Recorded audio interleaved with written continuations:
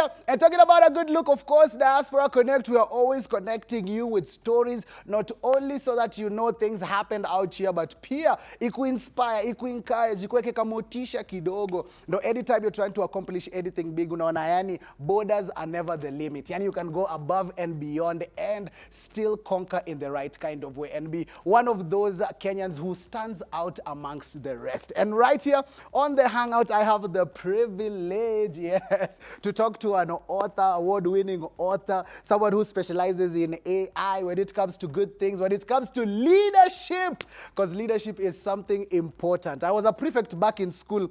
I was being told I'm such a good leader. So now at least I get to sit with the real leaders of the world. Welcome to Diaspora Connect. We appreciate you so much, and thank you very much for being here. And how are you this evening? How has your day been? Oh, great, and thank you for having me too. Of course, you're our Diaspora Connect family members, I told you earlier on. Yeah. And right now, especially since you are award-winning, we have to embrace you even more.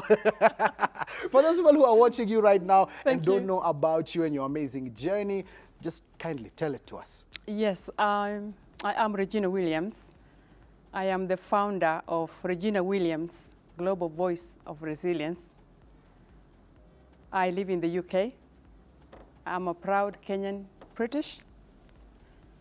I am also an award-winning author, which you've just said. Yes, which is an amazing kind of thing. And we are championing it for sure. I'm an award-winning author of this book. Yes. This book is my autobiography, which is titled Blessed Struggles, which is my journey from extreme poverty in Kenya to professional and political success in Great Britain. Amazing. So this book, as you were saying, it became #3 when it was released, Amazon bestseller under the category of British political autobiography. Such an amazing kind of... Thank you so much. And especially as you've said, being our very own, we champion that for sure. Because ukituona kwa field in sports, we are #1 already. Yes. So, yes. So when it comes to other fields, we definitely have to be champions. Oh, definitely. So, Kenya is special. Definitely. And we are not lacking any talent. Yes, in major fields. We have a lot of talents in Kenya. So this book also became an award-winning book immediately when it was released.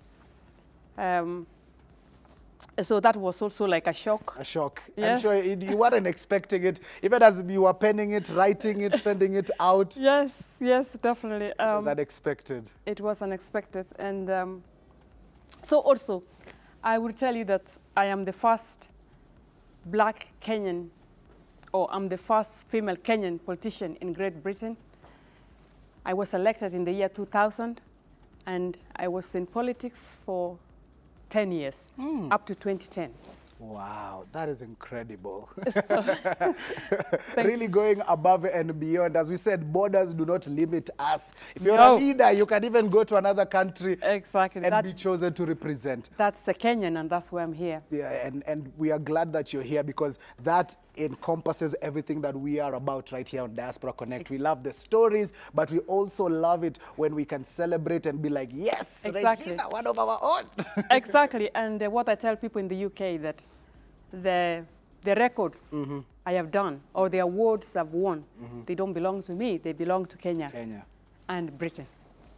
So that history belongs to you. That's why you see I'm very much excited to have you here, because it's all encompassed in one. All right, so as we continue talking, I want our main agenda to be leadership. Because we know our country, leadership is an important thing. Many young people want to be in these positions of leadership, so it would be amazing to hear the story of leadership, especially outside of the country. What representation looks like, what all these amazing things, especially when you're fighting for a group of people who are away from home. That becomes even much more challenging. Exactly. So leadership, in my perspective, in any community, you got to be fully involved.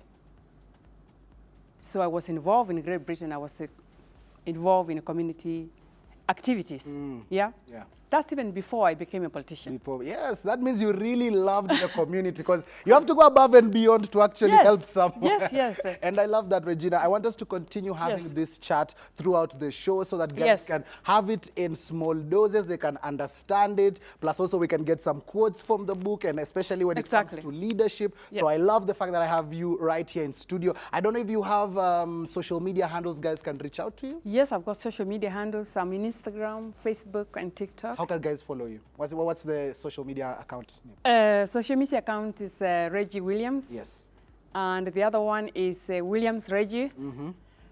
You'll get all of You'll them. get all of them. Just look for this amazing lady in Yes, studio. I'm yes, sure you'll yes. see her face there and all those amazing things. She's up in studio. Ask all your questions. Future leaders, but you want to make change, ask us all those amazing things, because you don't only have to be a leader in Kenya. You can break the borders and go above there. Plus, she has such an amazing story, and that's why she has that #1 selling book. No, she's here to break it down to us, so I love it. Book, but I want us to, for those who haven't yet gotten the book, just to start it off from the beginning, because as you said in your book, you started from nothing, poverty. Yes. How did you rise from that, and get those opportunities that catapulted you to, being the first female Kenyan, to hold such leadership positions? Yes, I can say that I grew up hungry, as my book say, from extreme poverty.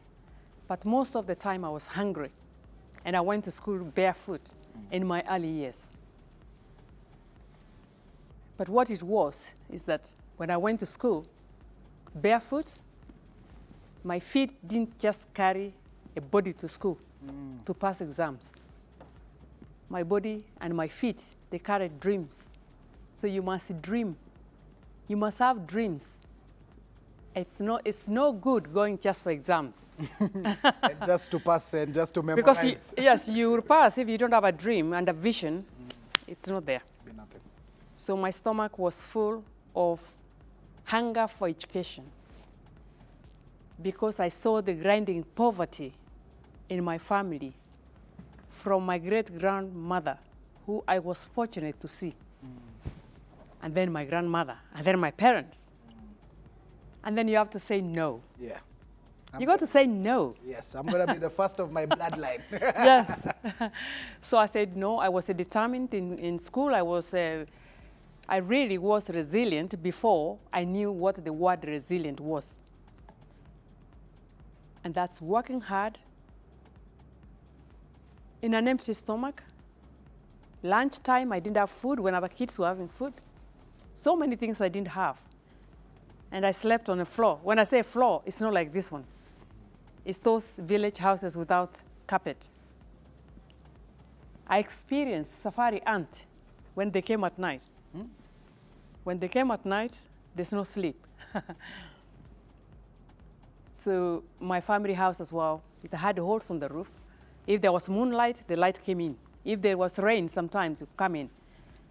And we would be going, fetching water from where it's dripping, and moving things aside. So that was a very good experience, because that made me who I am today. Yes. Because I refused that, and then there was also some aspect of me being late in finishing my primary school, which I finished at the age of 17 years. Oh, primary. Yes, primary school, age of 17 years. Wow. Under normal circumstances, I could have given up. Yes. And start thinking I should get married at some stage soon. I should get Do a married. business somewhere. You know what? But I'm here today to tell the Kenyans that age is just a number. Time is just a number line. And being behind does not mean you are not going to be successful. Being late doesn't mean you're failed. It actually means that you are really preparing yourself, readiness to take the next. So after my primary school, I went to secondary school. I did very well. And I was really fortunate to be clever as well. I was an intelligent girl. But not only that, I was resilient. Resilient is when you turn all this hardship and struggles To into purpose. And my purpose was education. Every time I dreamt to complete my education, it's like I knew that after education, I have the food, I have the bed, I have everything. And so I finished my secondary school. I went to Nyabruru Girls, and I went to Mukumu Girls for Form 5 and 6. And after that was a turning point. I got a scholarship and went to Casablanca to study medicine. Oh, Yes. that scholarship, you received it while completing your high school education? Yes, I got a government scholarship, and the way I got it is a lesson to Kenyans because it was an opportunity that came and I grabbed it. My nephew was reading a newspaper, and I had not gone to the University of Nairobi after Form 6, so he said, "Auntie, why can't you apply for this?" I was sitting outside the house, and you know, kuboeka and distressed when you have not gone to the university. That time when you are thinking, oh, I'm behind, oh, I've missed. And they said, "Auntie, why can't you apply for this?" I took that newspaper and I applied for that scholarship. After a few weeks, I got a response from the Jogo House, Minister of Education. "You've been awarded a scholarship to go to Poland to study pharmacy." Wow, I was on the moon. At first, I couldn't believe it. I can imagine. Yes. Then after some time, it was cancelled to go to Casablanca for medicine instead. Some of my family members were like, "Oh, we thought she's going to Europe. Now it's Africa again." But for me, it meant everything. I didn't mind, even if I was to go next door, Egypt or Uganda, as long as I was going to university. Yes. Yes. So that was a turning point. I went to Morocco, and first of all, I did the language, French, for 1 year before I go to university, because we were going to study in French. I passed, and I went to the university. I passed the first year, and I couldn't believe it, you know, studying in French, a degree. Come on. And then the second year, things changed, and I moved from Morocco to the UK. So that was also another turning point. That was another turning point because we were advised by the diplomats to leave the country because there was a Gulf War which was taking place, and the climate was affecting North Africa. Because North Africa is the Maghreb countries. When there's something in the Middle East, it affects the Arab part of Africa. Yes. So we were advised to leave. And for me, I didn't know where to go now. Where am I going? Because in the first place, there was no opportunity for me in Kenya. I'm not going there. Yeah, I don't want to go back. That was the last thing to do. So then you get this opportunity. You're told that your new home now is going to be in the UK. Is this where the turning point into leadership happens? Maybe you could give us that story into, how it changed and you became this phenomenal leader. Yes, of course. Going to the UK now was my own route. It was not a scholarship. I had to find that route myself alone. And that is key here, that when there's no route, you have to create your own route. So I created my own route to go to the UK.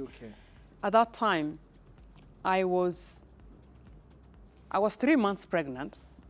And so going back home, pregnant, no qualification.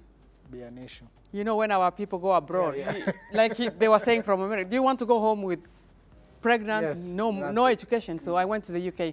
The first 3 years, if I can forward, they were very difficult in the UK. It's not heaven, like our compatriot was talking there. So it's very, very difficult. When you don't know anybody, because I didn't know a soul in the United Kingdom, other than a hosting family I have never seen with my eyes. You know when you pick somebody from the airport? Maybe they know you, or you're going to work abroad, you know you're going to a certain hotel, you're booked. When you reach there, you throw your bag down, go shower, where's the bathroom? I was picked by a host family I've never known, and the journey to their home as well, behind their car, I was like, what's the next thing?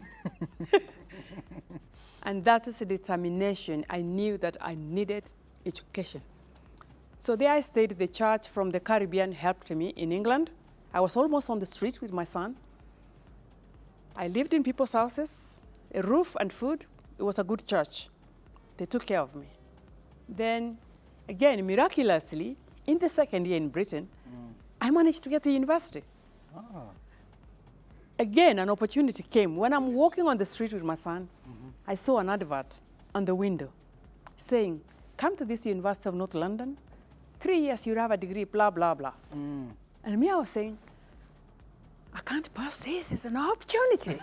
I cannot miss it. Seize No, the I'm not opportunity. missing it because I was going to take medicine for 5 years in Casablanca.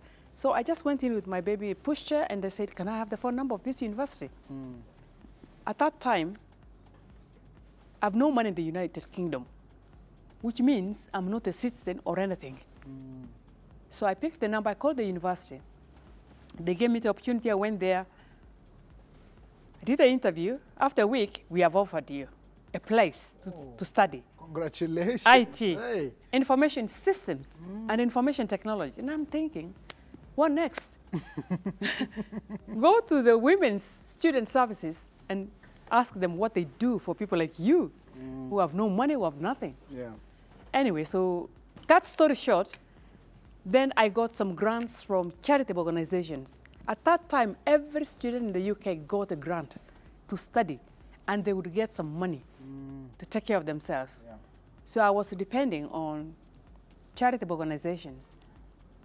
It's pretty difficult when you don't have a family. Yeah, I can imagine the support system, at least someone even to confide in, to talk to, like there was none of that. So I can imagine this is like one of the extreme situations. This is extreme, and I'm here specifically to inspire Kenyans.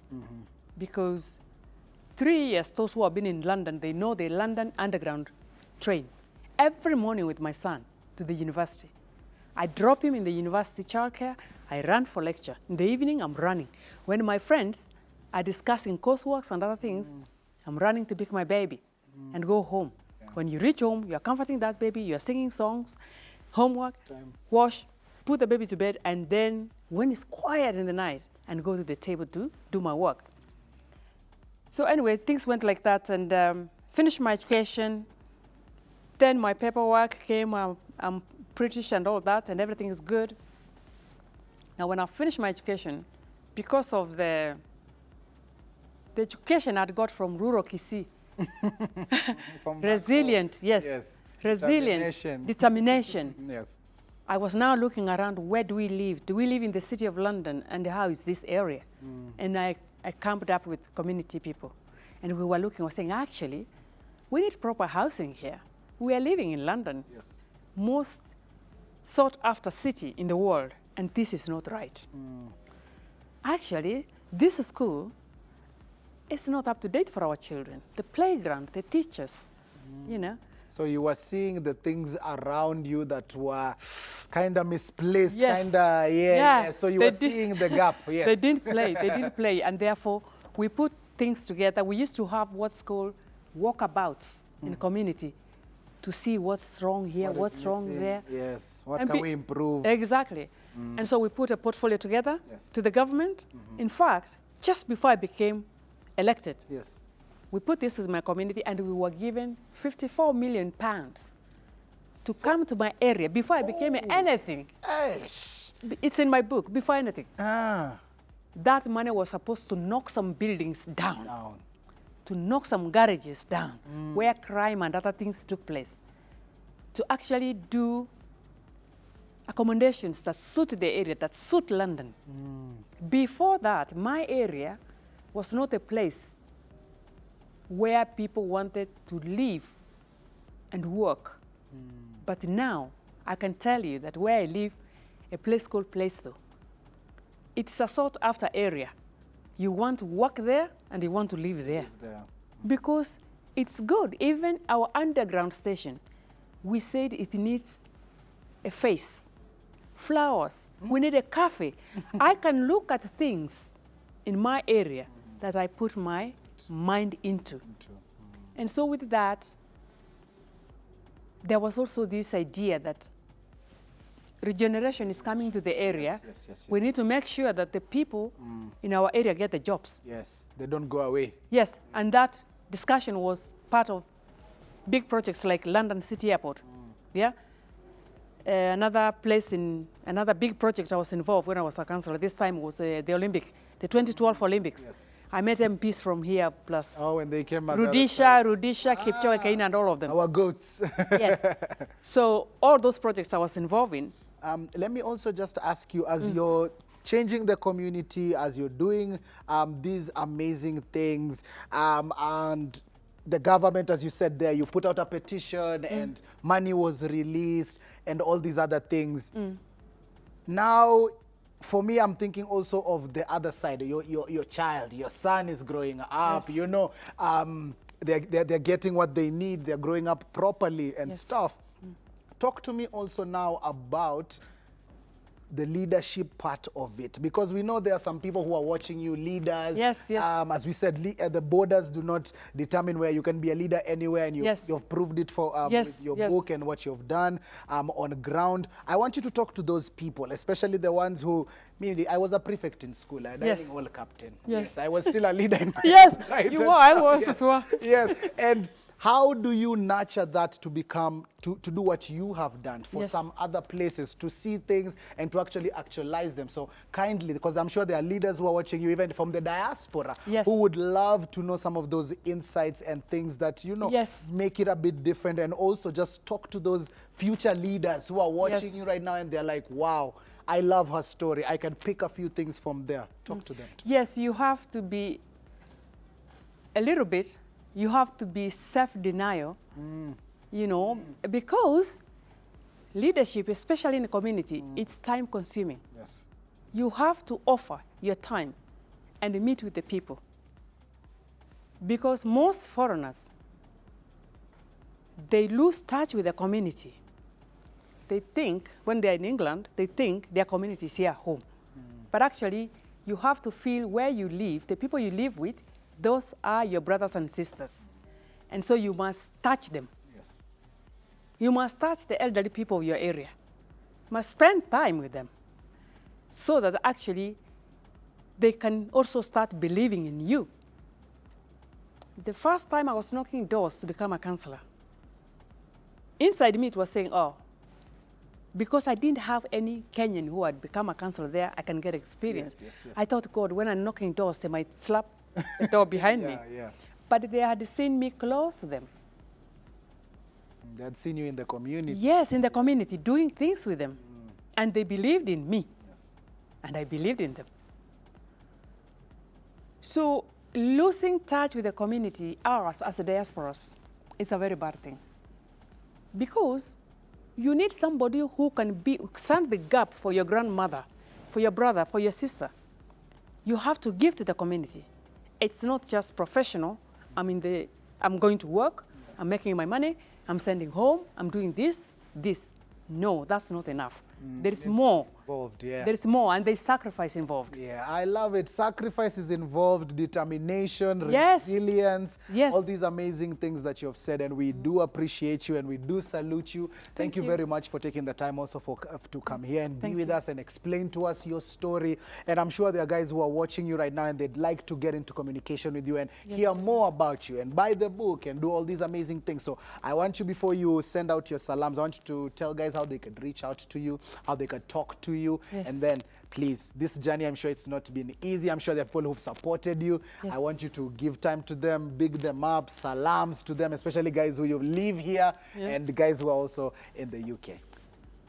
So, salam? Yes, I know. First, before you go to salam, you want to give the salams first. No, what did you? No, before I was saying, there are people, this journey that you have done. Yes. People who've walked with you from the beginning. I want you to, talk to them, big them up, give them their salams, so that they can feel appreciated and well. First and foremost, when I left Kenya because of my background, my air ticket was raised by Kisii MPs, members of parliament, led by Honorable Professor Sam Ongeri. I thank that man. and I'm looking for him. Because I left home nearly 4 decades ago. Ah. I didn't have an air ticket, so I went to my area MP at that time, Yes. and I told him my problems. He told me to come the following day. When I went there, he had gathered all MPs from Kisii, and some of them have passed away now. But you know, them rest in peace. Yes. So Professor Sam Ongeri, this is Regina Williams. I don't think you remember me at all, but you are the one who gathered the Kisii MPs and they gave me a ticket to go to Morocco. So for that, I thank God for you. And the people who looked after me in London, Yes, the families. I thank them as well. My nephew who showed me that scholarship, Yes, the newspaper. the newspaper, Yes. and the lesson from the newspaper is that when you see an opportunity, you pick it. Because there are so many people who saw that paper Yes, and they didn't did seize the nothing. opportunity, yes. Yes. So also in England, I thank every soul that I met that contributed to my success. I thank my lecturers in the university who saw what was happening and helped me. I thank a woman called Paula, who was the women's officer in the University of London. She helped me, and I don't know where she is now. I even thank the people who gave me the phone number of the university when I was just walking with my son for the university. And above all, I thank God for giving me the grace and the resilience, because without all this, you can't do anything. Yes. When you find yourself in a situation, you have to promise yourself that I'm going to rise from this situation. You promise yourself that without rising, I'm going to grow and I'm going to be grounded Yes. back to my roots. If you forget your roots, you're gone. Go on. You're gone. All the hard work for now. Yes, yes. And those struggles, when you are in struggles, you have to see them as teachers. The best PhD you can get is from your struggles, not from the classroom. From life and the struggles. As our compatriot was saying there from America, is that the struggles, you should not be afraid of challenges because they bring the best of you. Yeah? And when you give up, maybe, like you said, goal. You're just Goal, you're almost just about. there. You're just two Yes. inches away. So embrace your Embrace it, struggles yes. and education, whatever that education is. Education will give you power. It will protect you. It will give you independence. It will give you choices. And nobody can take it out of you. Yes. Right now, I'm giving back. I didn't even tell you because I'm motivating children now in this country. Okay. I just went to do motivational tours in Kipsigis Girls and Saseta, and I'm trying to go to boys' schools as well to motivate them, to get them to embrace their backgrounds. Yes. Yes, their backgrounds, so that they can actually listen to their voices inside. Because, yeah, I'm telling them that success belongs to their hands. Everybody, yes. Yes. Right there, all you need to do is work. It's put just it in your into hands. effect, Yes, and take action. Yes, thank you very much. We appreciate you. We salute you. Thank you. All your achievements, they don't go unsaid or unheard, Thank you. especially this platform right here. And as I always tell my guests, the reason we came up with this show is because of amazing things that Kenyans we do. And some of them, nobody even knows about, you know? Yes. I'm sure there's someone who is watching and hearing your story for the first time, but they didn't even know. Tulikuwa na chancellor wetu ako huko, ameshikilia UK, you know, affecting matters on that end. Yes. And that's why we appreciate you and we salute you and thank you very much. And that right there, as we tell you, Diaspora Connect, when you come through to us, we will not only entertain you, but we'll also give you the relevant information so that you feel represented right here on Diaspora Connect.